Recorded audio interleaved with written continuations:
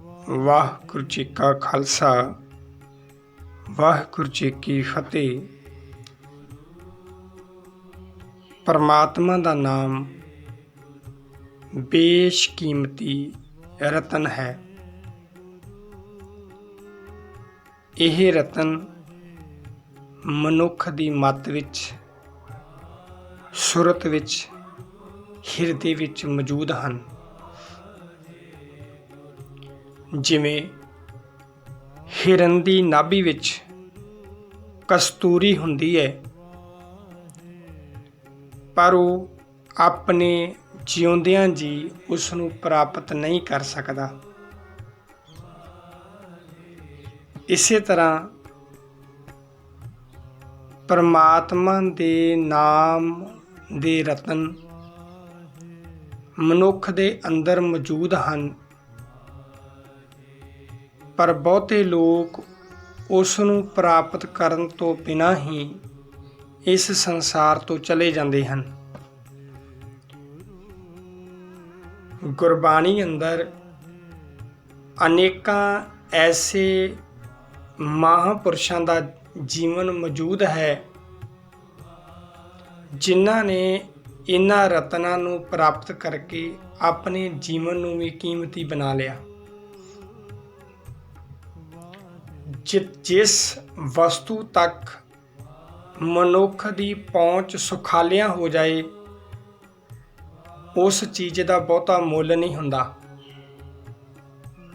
ਜਿਹੜੀ ਚੀਜ਼ ਬੰਦੇ ਨੂੰ ਬਿਨਾਂ ਮਿਹਨਤ ਕੀਤਿਆਂ ਸੌਖੇ ਤਰੀਕੇ ਦੇ ਨਾਲ, ਸੌਖੇ ਸਾਧਨਾਂ ਦੇ ਨਾਲ ਪ੍ਰਾਪਤ ਹੋ ਜਾਏ, ਉਹਦਾ ਮੁੱਲ ਕੀ ਹੋਏਗਾ? ਮੁੱਲ ਉਸ ਵਸਤੂ ਦਾ ਹੁੰਦਾ ਹੈ ਜਿਹੜੀ ਮਨੁੱਖ ਦੀ ਪਹੁੰਚ ਤੋਂ ਦੂਰ ਹੁੰਦੀ ਹੈ।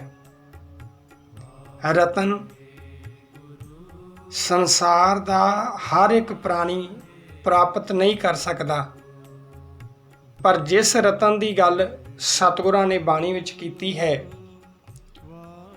ਉਹਨੂੰ ਜੁੱਤੀਆਂ ਗੰਢਣ ਵਾਲਾ ਰਵਿਦਾਸ ਵੀ ਪ੍ਰਾਪਤ ਕਰ ਸਕਦਾ ਹੈ, ਉਹਨੂੰ ਕੱਪੜੇ ਬੁਣਨ ਵਾਲਾ ਭਗਤ ਕਬੀਰ ਵੀ ਪ੍ਰਾਪਤ ਕਰ ਸਕਦਾ ਹੈ, ਕਿਉਂਕਿ ਉਸ ਰਤਨ ਦੀ ਬਖਸ਼ਿਸ਼ ਗੁਰੂ ਦੇ ਵੱਲੋਂ ਕੀਤੀ ਜਾਂਦੀ ਹੈ। ਜਿਸ ਸਥਾਨ ਤੇ ਉਹ ਰਤਨ ਪਏ ਹਨ, ਉਸ ਸਥਾਨ ਦੇ ਦਰਵਾਜ਼ੇ ਦੀ ਕੁੰਜੀ ਗੁਰੂ ਦੇ ਕੋਲ ਹੈ, ਤੇ ਜਿਹੜਾ ਇਨਸਾਨ ਗੁਰੂ ਦੀ ਸਿੱਖਿਆ ਦੇ ਮੁਤਾਬਕ ਚੱਲਣਾ ਸ਼ੁਰੂ ਕਰ ਦਿੰਦਾ ਹੈ, ਗੁਰੂ ਦੇ ਹੁਕਮ ਨੂੰ ਮੰਨ ਕੇ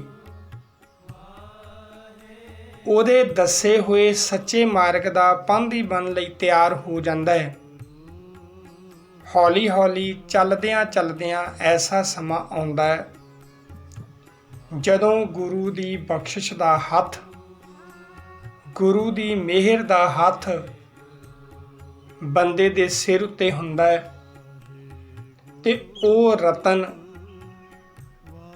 ਉਹ ਪਰਮਾਤਮਾ ਦਾ ਨਾਮ ਮਨੁੱਖ ਦੇ ਅੰਦਰੋਂ ਪ੍ਰਗਟ ਹੋ ਜਾਂਦਾ ਹੈ। ਪੰਚਮ ਪਿਤਾ ਜੀ ਦਾ ਬਚਨ ਹੈ, ਮੇਰਾ ਹੀਰੇ ਰਤਨ ਨਾਮ ਹਰ ਬਸਿਆ, ਗੁਰ ਹਾਥ ਧਰਿਓ ਮੇਰਾ ਮਾਥਾ। ਮੇਰੇ ਹਿਰਦੇ ਦੇ ਵਿੱਚ ਪਰਮਾਤਮਾ ਦੇ ਨਾਮ ਰੂਪੀ ਰਤਨ ਦੀ ਪ੍ਰਾਪਤੀ ਹੋ ਗਈ, ਬਖਸ਼ਿਸ਼ ਹੋ ਗਈ, ਜਦੋਂ ਗੁਰੂ ਦਾ ਹੱਥ ਮੇਰੇ ਸਿਰ ਦੇ ਉੱਤੇ ਰੱਖਿਆ ਗਿਆ। ਪਰਮਾਤਮਾ ਦਾ ਰਤਨ ਵਰਗਾ ਕੀਮਤੀ ਨਾਮ ਹਿਰਦੇ ਵਿੱਚ ਵਸ ਜਾਂਦਾ ਹੈ, ਹਿਰਦੇ ਵਿੱਚੋਂ ਪ੍ਰਗਟ ਹੋ ਜਾਂਦਾ ਹੈ, ਜਦੋਂ ਸਮਰੱਥ ਗੁਰੂ ਸਿਰ ਹੱਥ ਧਰਿਓ। ਬੇਅੰਤ ਬਖਸ਼ਿਸ਼ਾਂ ਦਾ ਮਾਲਕ ਗੁਰੂ ਜਦੋਂ ਆਪਣੇ ਸੇਵਕ ਦੇ ਸਿਰ ਦੇ ਉੱਤੇ ਆਪਣੀ ਬਖਸ਼ਿਸ਼ ਦਾ ਹੱਥ ਰੱਖ ਦਿੰਦਾ ਹੈ, ਜਦੋਂ ਮਨੁੱਖ ਨੂੰ ਉਸ ਰਤਨ ਦੀ ਪ੍ਰਾਪਤੀ ਹੋ ਗਈ ਤੇ ਉਹਦੇ ਨਾਲ ਮਨੁੱਖ ਦੀ ਜ਼ਿੰਦਗੀ ਵਿੱਚੋਂ ਬਹੁਤ ਕੁਝ ਨਾਸ਼ ਹੋ ਜਾਂਦਾ ਹੈ। ਮਨੁੱਖ ਦੀ ਜ਼ਿੰਦਗੀ ਇੱਕ ਨਿਵੇਕਲੀ ਬਣ ਜਾਂਦੀ ਹੈ, ਸੁਹਾਵਣੀ ਤੇ ਸੁੰਦਰ ਬਣ ਜਾਂਦੀ ਹੈ, ਕਿਉਂਕਿ ਜਿਹੜੀ ਜਨਮਾਂ ਜਮਾਂਤਰਾਂ ਦੀ ਮੈਲ ਲੱਗੀ ਹੁੰਦੀ ਹੈ ਇਹਦੇ ਮਨ ਨੂੰ, ਜਿਹੜੇ ਪਾਪ ਇਹਦੀ ਜ਼ਿੰਦਗੀ ਦੇ ਅੰਦਰ ਭਿਆਨਕ ਰੂਪ ਧਾਰਨ ਕਰ ਚੁੱਕੇ ਹੁੰਦੇ ਹਨ, ਉਹ ਪਾਪ ਦੁੱਖ ਖਤਮ ਹੋ ਜਾਂਦੇ ਹਨ, ਨਾਸ਼ ਹੋ ਜਾਂਦਾ ਹੈ। ਪੰਚਮ ਪਿਤਾ ਜੀ ਆਖਦੇ ਹਨ, ਮੇਰਾ ਹੀਰਾ ਰਤਨ ਨਾਮ ਹਰ ਬਸਿਆ, ਗੁਰ ਹਾਥ ਧਰਿਓ ਮੇਰਾ ਮਾਥਾ, ਜਨਮ ਜਨਮ ਕੇ ਕਿਲ ਬਿਖ ਦੁਖ ਉਤਰੇ, ਗੁਰ ਨਾਮ ਦਿਓ ਰਿਨ ਲਾਥਾ।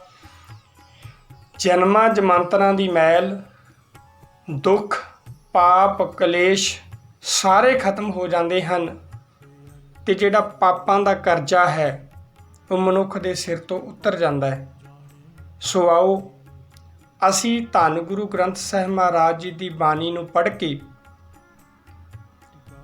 ਜਿਸ ਸਥਾਨ 'ਤੇ ਰਤਨ ਪਏ ਹਨ ਉਸ ਦਰਵਾਜ਼ੇ ਦੀ ਕੁੰਜੀ ਧੰਨ ਗੁਰੂ ਗ੍ਰੰਥ ਸਾਹਿਬ ਮਹਾਰਾਜ ਦੀ ਬਾਣੀ ਹੈ।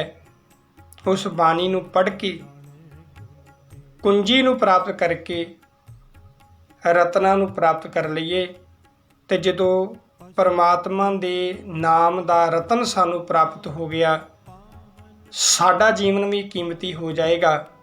ਜਿਹੜੇ ਪ੍ਰਾਣੀ ਆਪਣੇ ਜੀਵਨ ਨੂੰ ਰਤਨ ਵਰਗਾ ਕੀਮਤੀ ਬਣਾਉਣਾ ਚਾਹੁੰਦੇ ਹਨ, ਉਹ ਧੰਨ ਗੁਰੂ ਗ੍ਰੰਥ ਸਾਹਿਬ ਮਹਾਰਾਜ ਦੀ ਬਾਣੀ ਨੂੰ ਪੜ੍ਹਿਆ ਕਰਨ, ਸਮਝਿਆ ਕਰਨ ਅਤੇ ਉਹਦੇ ਮੁਤਾਬਕ ਆਪਣੇ ਜੀਵਨ ਨੂੰ ਢਾਲਣ ਦਾ ਯਤਨ ਕਰਨ। ਵਾਹਿਗੁਰੂ ਜੀ ਕਾ ਖਾਲਸਾ, ਵਾਹਿਗੁਰੂ ਜੀ ਕੀ ਫਤਿਹ।